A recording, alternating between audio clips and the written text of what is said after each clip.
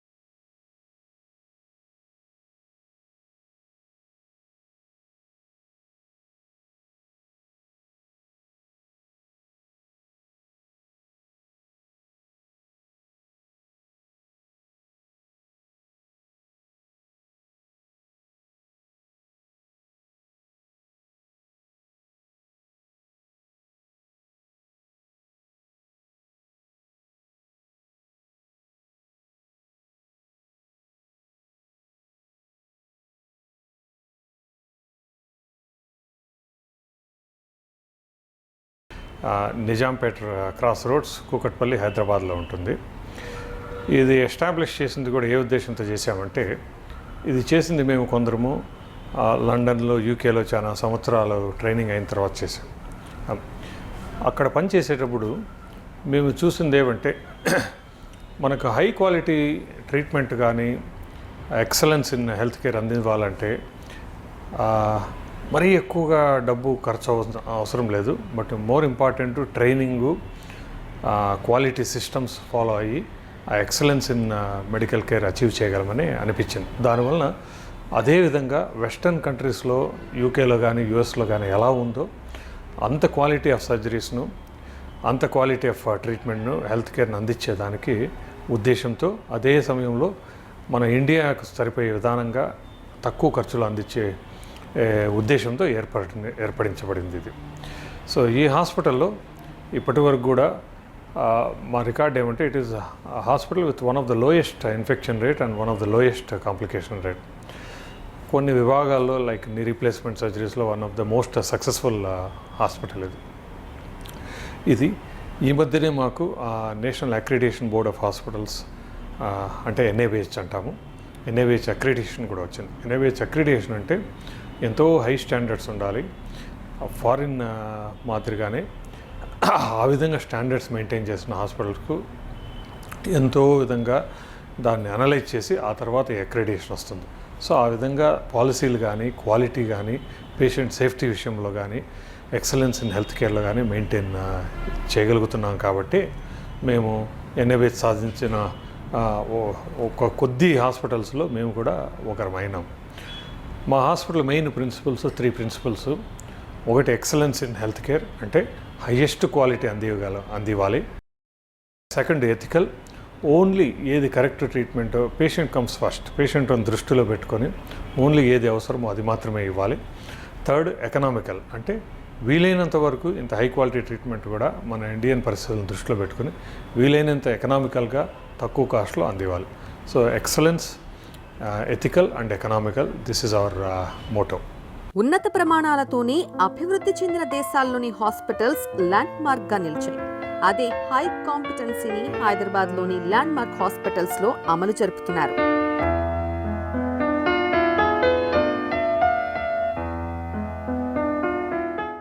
Hello doctor. నమస్తే. ఈ diabetes mellitus అంటే ఏంటో ఒకసారి వివరించండి డాక్టర్. డయాబెటీస్ మెలిటస్ అంటే బేసికల్లీ ఇది ఒక క్రానిక్ జబ్బు. దీంతో మన శరీరంలో గ్లూకోజ్ యూటిలైజేషన్, మన శరీరానికి గ్లూకోజ్ వచ్చేసి ఒక ఇంధనం లాంటిది, it's a fuel for the body. అయితే అది సరిగ్గా యూటిలైజ్ గాక శరీరంలో గ్లూకోజ్ మాత్రం బాగా పెరిగి దీంతో వచ్చే పరిణామాలు, మళ్ళీ దీంతో వచ్చే సిమ్టమ్స్కి డయాబెటీస్ అంటారు. బేసికలీ మనం తిన్న తర్వాత మన డైజెస్టివ్ సిస్టమ్ అనే ఉంటుంది, దాంతో భోజనం అరుగుతుంది. అయితే అరిగిన తర్వాత basically whatever we eat, it gets broken down into 3 components. ఒక ఫస్ట్ కాంపోనెంట్ వచ్చేసి గ్లూకోజ్, సెకండ్ కాంపోనెంట్ వచ్చేసి proteins will get broken down to what are called as amino acids. ఇంకా ఫ్యాట్స్ తీసుకుంటే అది ఫ్యాటీ యాసిడ్స్ లాగా మారుతాయి. దాంతో అది ఎందుకు అట్లా మారాలి అంటే మన శరీరానికి అబ్జార్బ్ అవ్వడానికి it has to be broken down into the building blocks of the food which we are eating. అయితే ఒకసారి అది కార్బోహైడ్రేట్స్ బ్రేక్ డౌన్ అయిన తర్వాత శరీరంలో గ్లూకోజ్ మాత్ర పెరుగుతుంది. ఆ గ్లూకోజ్ మాత్ర మన శరీరానికి ఉపయోగపడాలి అని ఒక ఇన్సులిన్ అని హార్మోన్ ఉంటుంది, ఆ హార్మోన్ రిలీజ్ అవుతుంది. బేసికలీ ఇన్సులిన్ వచ్చేసి ఒక ప్యాన్క్రియాస్ అనే అవయవం ఉంటుంది, ఒక గ్రంథి, అది కడుపు కింద ఉంటుంది. దాంతో ఆ ఇన్సులిన్ సెక్రీషన్ అవుతుంది. ఆ ఇన్సులిన్ మన శరీరంలో వచ్చిన గ్లూకోజ్కి అబ్జార్బ్ చేస్తుంది, ఇంకా మన శరీరంలో ఉన్న సెల్స్కి అది ఉపయోగపడినట్టు చూస్తుంది. సో ఒకవేళ ఈ కెపాసిటీలో ఏదైనా వ్యత్యాసం వచ్చిందంటే దానికి డయాబెటీస్ మెలిటస్ అంటారు. ఈ డయాబెటీస్ మెలిటస్లో ఎన్ని రకాలు ఉంటాయి అసలు? బేసికలీ డయాబెటీస్ మెలిటస్ వచ్చేసి చాలా రకాలు ఉంటాయి, కానీ మనము అకాడమిక్ డిస్కషన్ కాకుండా basically this program should be beneficial for common people కాబట్టి we are classifying it into only 2 categories. First category వచ్చేసి టైప్ 1 డయాబెటీస్ అంటారు, సెకండ్ కేటగిరీ వచ్చేసి టైప్ 2 డయాబెటీస్ అంటారు. దీంట్లో type 2 diabetes is very very common. Almost 80 to 90% of the cases which we see in the general population is of type 2 diabetes. Basically first type 1 diabetes గురించి మాట్లాడదాం. Type 1 డయాబెటీస్లో ఏమైందంటే ఇది కొంచెం చిన్న వయసులో ఉన్న పేషెంట్స్కి ఎఫెక్ట్ చేస్తుంది. యూజువలీ పిల్లలు, ఇంకా టీనేజర్స్, లేకపోతే యంగ్ అడల్ట్స్, వీళ్ళకి మ్యాక్సిమం ఎఫెక్టేషన్ ఉంటుంది. అయితే వీళ్ళ శరీరంలో ఇన్సులిన్ ప్రొడక్షన్ అనే ఉండదు. ప్యాన్క్రియాస్ గురించి నేను చెప్పాను. ప్యాన్క్రియాస్లో ఒక ఫంక్షనల్ యూనిట్ ఉంటుంది, ఎక్కడి నుంచి అది ఇన్సులిన్ ప్రొడ్యూస్ అవుతుందో దానికి ఐలెట్స్ ఆఫ్ లాంగర్హాన్స్ అంటారు. అయితే ఏ కారణంతో అయినా సరే వాళ్ళకి ఐలెట్స్ ఆఫ్ లాంగర్హాన్స్ డిస్ట్రాయ్ అయిపోతాయి. అయితే అక్కడ వాళ్ళకి ఇన్సులిన్ ప్రొడక్షనే ఉండదు. సో అది టైప్ 1 డయాబెటీస్ అంటారు. టైప్ 2 డయాబెటీస్ వచ్చేసి వాళ్ళ శరీరంలో ఇన్సులిన్ ప్రొడ్యూస్ అవుతుంది, కానీ ఆ ఇన్సులిన్ మాత్ర వచ్చేసి తక్కువగా ఉండొచ్చు, లేకపోతే ఇన్సులిన్ ఎఫిషియన్సీ ఏమో అంటామో, అయితే గ్లూకోజ్ ఎంత మెటబలైజ్ అయిపోవాలో అది మెటబలైజ్ గాక అది శరీరంలో లెవెల్స్ ఎక్కువ మెయింటైన్ అవుతాయి, దానికి టైప్ 2 డయాబెటీస్ అంటారు. సో బేసికలీ టైప్ 1 డయాబెటీస్ వచ్చేసి it's a problem of insulin secretion, వేరాస్ type 2 diabetes is a problem of mellitus అనేది చాలామంది చాలా ప్రమాదకరం అంటూ ఉంటారు. అంత డేంజరస్ అనేది ఎస్పెషలీ ఇండియాలో ఆలోచించాల్సిన అవసరం ఏంటంటారు? We don't know the exact reason, కానీ Indians particularly south east Asians, ఇండియన్సే కాకుండా సౌత్ ఈస్ట్ ఏషియన్స్ అంటే మన సార్క్ సమ్ కంట్రీస్ అంటారు, ఇంకా చైనా, ఈ కంట్రీస్లో ప్రెవలెన్స్ చాలా ఎక్కువగా ఉంది. దాని కారణం వచ్చేసి ఏముందో అంటే we have lot of postulates, కానీ అది ఎందుకు ఉంది అని ఖచ్చితంగా మనం చెప్పలేము. బేసికలీ జెనెటిక్ ససెప్టబిలిటీ అంటారు. అయితే ఇట్ సీమ్స్ యాజ్ ఇఫ్ మన జీన్స్లోనే ఏదో వ్యత్యాసం వచ్చి మనకి ఆ ససెప్టబిలిటీ ఉంది. రెండోది మన డయటరీ ప్యాటర్న్ ఏముందో, మళ్ళీ మన రేషియల్ ప్యాటర్న్ ఏముందో దాన్ని బట్టి కూడా ఒక రిస్క్ ఫ్యాక్టర్ లాగా అది మారింది. సో ఇండియన్స్లో ఇది చాలా కామన్. యాక్చువల్లీ స్టాటిస్టిక్స్ వైజ్ చెప్తే the highest population of diabetics anywhere in the world is in China, followed by India.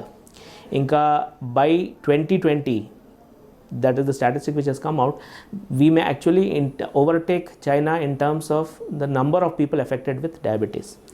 So the prevalence of diabetes వచ్చేసి చాలా స్టడీస్ అయినాయి. దాని ద ప్రెవలెన్స్ ఆఫ్ డయాబెటీస్ వచ్చేసి it is about 8.8% in general population. In general population అంటే అడల్ట్స్లో. We are talking only about type 2 diabetes, type 1 diabetes కాదు. Type 2 డయాబెటీస్లో the prevalence of diabetes వచ్చేసి ఇట్స్ ఆల్మోస్ట్ 8.8%. అంటే we have a population of around 7.2 crore adults who are affected with diabetes. So ఇంత ఎక్కువ load ఉంది, ఇంత ఎక్కువ డిజీజ్ బర్డన్ ఉంది కాబట్టి it's definitely more relevant to us. ఇంకోటి what we have also observed and it has been observed by a lot of other reputed investigating authorities also is that చాలా చిన్న వయసులో డయాబెటీస్ ఎఫెక్ట్ చేస్తుంది. Usually world average చూస్తే around 40 years తర్వాత diabetes వస్తుంది అనే ఒక ఆలోచన ఉంది. కానీ ఇండియన్స్లో we are seeing it at much younger age. In fact చాలాసార్లు మనము పిల్లలు కూడా చూస్తాము వాళ్ళకి టైప్ 2 డయాబెటీస్ ఉంటుంది. చాలా రేర్ కానీ అది ఉంటుంది. So we have a very huge population burden suffering from diabetes. So it is very relevant to India. ఇంకా యంగర్ పాపులేషన్ ఎఫెక్ట్ అవుతుంది కాబట్టి ఇట్స్ మోర్ రెలవెంట్. ఎందుకంటే ఇది ప్రొడక్టివ్ ఏజ్ గ్రూప్. వాళ్ళు basically at the prime of their life career, ఆ టైంలో వాళ్ళు డయాబెటీస్తో బాధపడాలంటే it's a load to that country also and to the economy also. మరి డయాబెటీస్ మెలిటస్ సిమ్టమ్స్ ఏ విధంగా ఉంటాయి, ఎలా గుర్తించాలంటారు? డయాబెటీస్ బేసికలీ ఈ డిజీజ్లో బాడీ బ్రేక్ డౌన్ అవుతుంది. బ్రేక్ డౌన్ అంటే ఏంటి? This is a very significant point. మనకి patients usually complain of commonest symptom. Patient ఏం నోటీస్ చేస్తారు, రాత్రి సార్ నేను మూత్రానికి ఎక్కువ సార్లు లేవాల్సిన అవసరం వస్తుంది అని చెప్తారు. అయితే బేసికలీ ప్రాబ్లం ఏమవుతుందంటే సెల్స్కి గ్లూకోజ్ సరిగ్గా దక్కక సెల్స్ గెట్ డిహైడ్రేటెడ్. ఇంకా షుగర్ ఎక్కువ ఉండి అది సెల్స్ నుంచి ఫ్లూయిడ్ బయట పుల్ చేస్తుంది. అయితే వాళ్ళకి ఎక్కువ దాహం వేస్తుంది, మళ్ళీ ఎక్కువ సార్లు మూత్రం పోయాల్సిన అవసరం వస్తుంది. సెకండ్ ప్రాబ్లం వచ్చేసి వాళ్ళు చెప్తారు, మాకు ఆకలి బాగా ఎక్కువ వేస్తుంది సార్, కానీ ఎంత తిన్నా అది ఎక్కడ పోతుందేమో, అది వెయిట్ పెరగట్లేదు కానీ ఆకలి బాగా ఎక్కువ అవుతుంది అని. సేమ్ థింగ్ బేసికలీ సెల్స్కి గ్లూకోజ్ సరిగ్గా దక్కక the cells will work more, ఇంకా they will get tired more and that manifests as increased hunger. ఇంకా weight loss. Basically weight loss వచ్చేసి దానికి కారణం ఏంటంటే గ్లూకోజ్ మన శరీరానికి, నేను చెప్పినట్టు గ్లూకోజ్ మన శరీరానికి ఇంధనం లాంటిది. అయితే మన శరీరానికి ఇంధనం దక్కకపోతే అది ఏదో ఒక సోర్స్ నుంచి ఇంధనం సాధించి అది యూజ్ చేయాలి.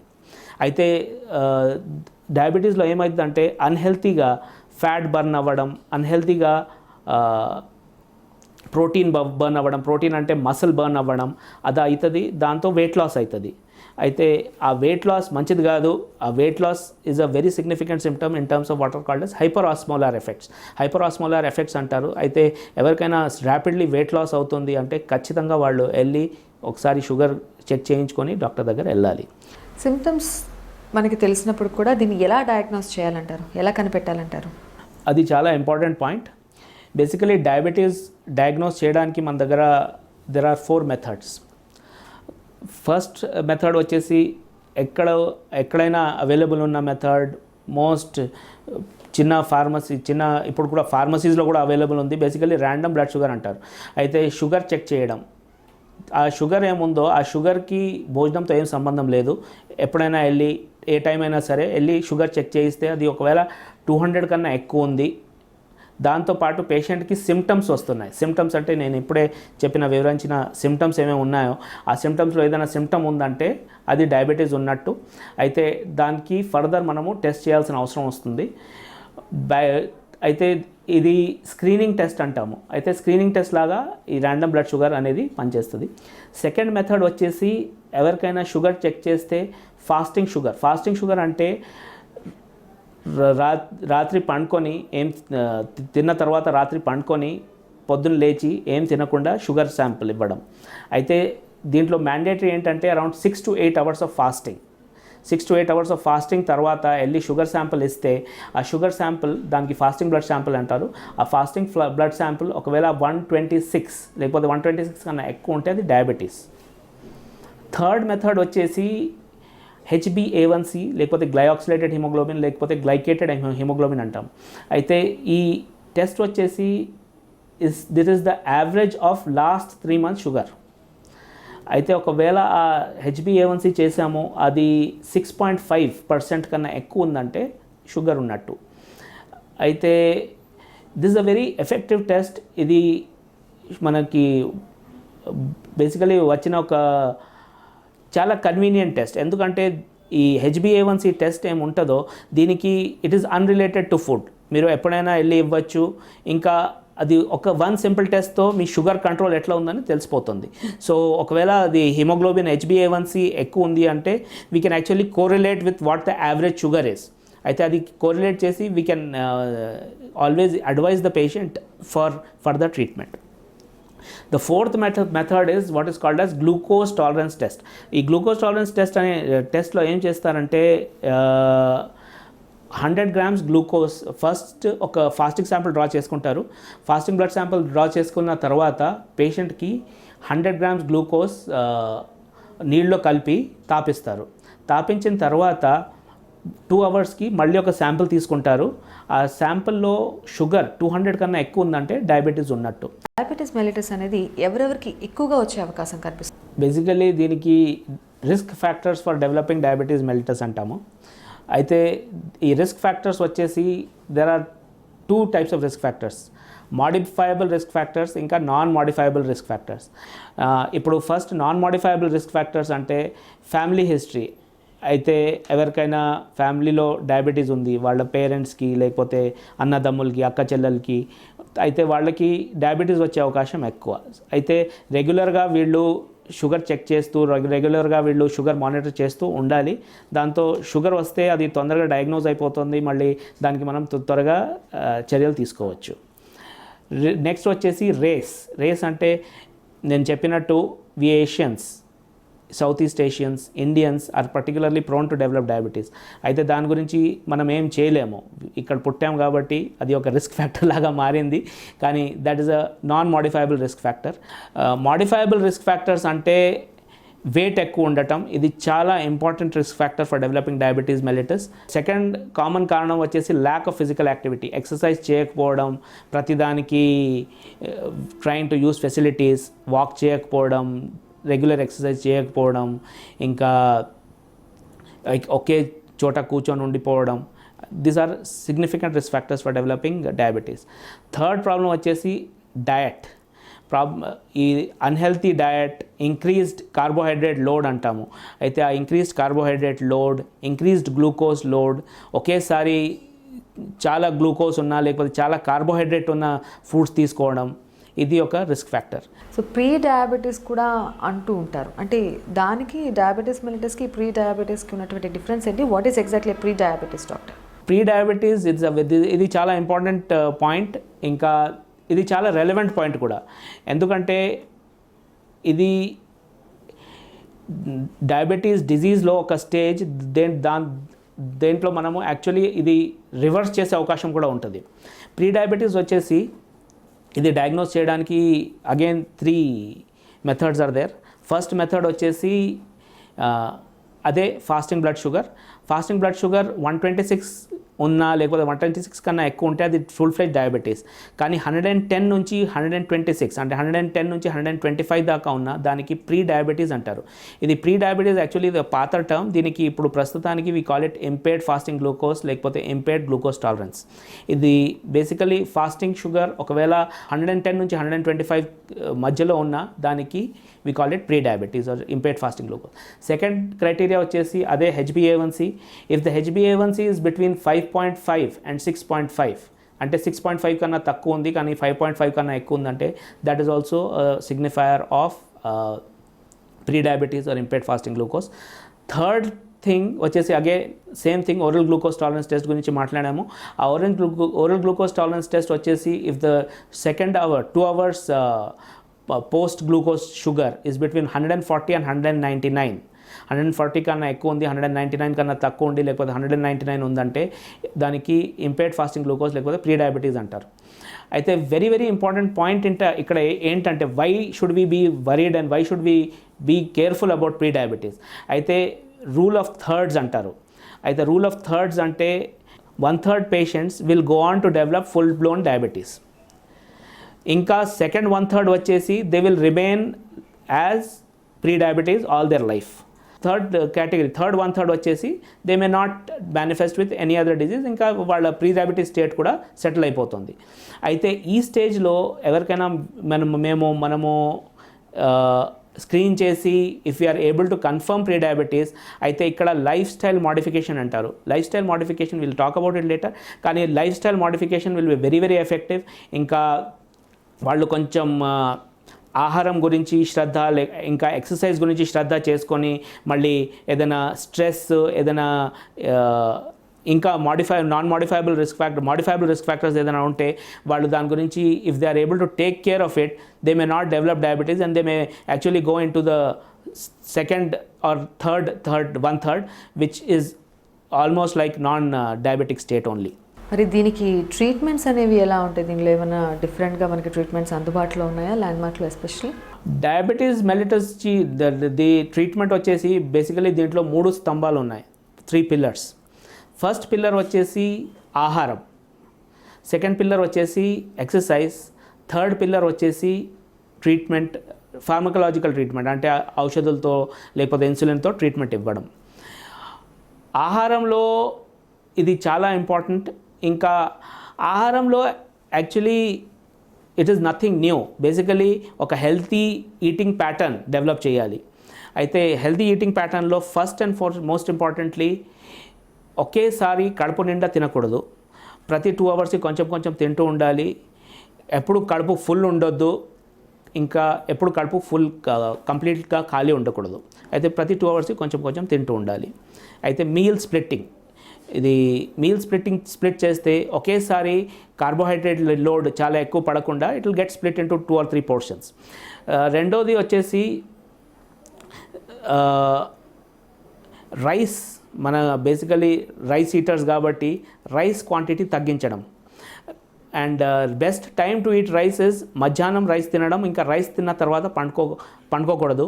రైస్ తిన్న తర్వాత వెంటనే పండుకుంటే ఎక్సర్సైజ్ లేకుండా రైస్ మెటబలైజ్ అవ్వదు. That will straight away change into glucose. మూడోది కామన్లీ మనం యూజ్ చేసే కూరగాయల్లో దుంప కూరగాయలు అంటారు. ఆ దుంప కూరగాయలు యూజ్ చేయకపోవడం, ఎందుకంటే దుంప కూరగాయల్లో బేసికలీ స్టోర్డ్ గ్లూకోజ్ ఉంటుంది ప్లాంట్ది. అయితే అది స్ట్రేట్గా సింపుల్ షుగర్ కాబట్టి it will get changed into glucose and the sugar levels will start rising. Fruits అన్నీ తినొచ్చు, కానీ ఫ్రూట్స్ ఎక్కువగా తినకూడదు, ఎందుకంటే ఫ్రూట్స్లో క్వాంటిటీ గ్లూకోజ్ది ఎక్కువ ఉంటుంది. ఇంకా నాన్ వెజిటేరియన్ ఎవరైనా ఉన్నారంటే వాళ్ళు రెడ్ మీట్ అవాయిడ్ చేయాలి. ఇంకా తీయని పదార్థాలు బేసికలీ బెల్లం ఉన్నా సరే, షుగర్ ఉన్నా సరే, ఇంకా షుగర్ కేన్ జ్యూస్ చాలామంది తాగుతారు దాంట్లో షుగర్ లేదు అని అనుకుంటూ, కానీ that has to come down. The only thing sweet allowed for diabetic is fruits తప్ప ఏ తీయని పదార్థాలు యూజ్ చేయకూడదు. ఇంకా ఆల్కహాల్ కన్జంప్షన్ ఎవరికైనా ఉందంటే ఆల్కహాల్ కన్జంప్షన్ లిమిట్ చేయాలి. Around 90 ml per week is the allowance, దానికన్నా ఎక్కువ తీసుకోకూడదు. ఇంకా exercise is the second most important pillar. ఎక్సర్సైజ్లో what we say is 30 minutes of exercise, whatever you want to do, cycling, walking, jogging, skipping, walking, ఏదైనా సరే for at least 5 times a week. ఇంకా third aspect వచ్చేసి treatment. First 2 aspects గురించి నేను ఏం చెప్పాను, ఇవి అన్నీ మ్యాక్సిమలీ పేషెంట్ కంట్రోల్లో ఉన్నాయి కాబట్టి పేషెంట్ దీని గురించి శ్రద్ధ చేసుకుంటే the treatment which the doctor rights that will also be very effective. ట్రీట్మెంట్లో we have 2 types of drugs. ఒక టైప్ ఆఫ్ డ్రగ్ వచ్చేసి ఇన్సులిన్ సెన్సిటైజర్స్ అంటారు. మన శరీరంలో ఉన్న ఇన్సులిన్కి మంచిగా పనిచేయడానికి. మళ్ళీ ఇంకోటి సెక్రిటోగాగ్స్ అంటారు. బేసికలీ ఈ సెక్రిటోగాగ్స్ వచ్చేసి మన శరీరంలో ఉన్న ఇన్సులిన్ ప్రొడక్షన్, ఇన్సులిన్ రిలీజ్ ఏముంటుందో ప్యాంక్రియాస్ నుంచి అవి పెంచుతాయి. Third of course is insulin, అది అందరికీ తెలిసినట్టే. Then gestational diabetes. సో ఏంటి గెస్టేషనల్ డయాబెటీస్ అంటే ఏంటి డాక్టర్? జెస్టేషనల్ డయాబెటీస్ అంటే ప్రెగ్నెన్సీలో వచ్చే డయాబెటీస్కి జెస్టేషనల్ డయాబెటీస్ అంటారు. దానికి బేసికలీ చాలా ఫ్యాక్టర్స్ ఉంటాయి. ఒకవేళ ఎల్డర్లీ ఏజ్ గ్రూప్లో ప్రెగ్నెన్సీ వచ్చింది, లేకపోతే ఫ్యామిలీ హిస్టరీ ఆఫ్ డయాబెటీస్ ఉంది, ఓవర్ వెయిట్ ఉన్నారు, ప్రెగ్నెన్సీ ముందు పాలిసిస్టిక్ ఓవేరియన్ డిజీజ్ ఉంది అంటే వాళ్ళకి షుగర్ వచ్చే అవకాశం, ప్రెగ్నెన్సీలో షుగర్ వచ్చే అవకాశం ఉంటుంది. ఇంకా why gestational diabetes is more relevant in this discussion is because gestational diabetes is also a risk factor to develop type 2 diabetes mellitus in the future. Thank you so much doctor. Diabetes mellitus కావచ్చు, దీంట్లో ఉన్నటువంటి types కావచ్చు, ఇవన్నీ చాలామందికి తెలియదు. But దీనికి ఉన్నటువంటి treatments గురించి ఎస్పెషల్లీ నేను ల్యాండ్మార్క్ హాస్పిటల్లో ఎటువంటివి మాకు అందుబాటులో ఉన్నాయని చాలా చక్కగా వివరించారు. Thank you so much doctor. Thanks a lot. So ఇదండి ఇవాళ హ్యాపీ లైఫ్. నెక్స్ట్ ఎపిసోడ్లో మళ్ళీ కలుద్దాం. అంటే దానికి వాచింగ్ AP 24/7.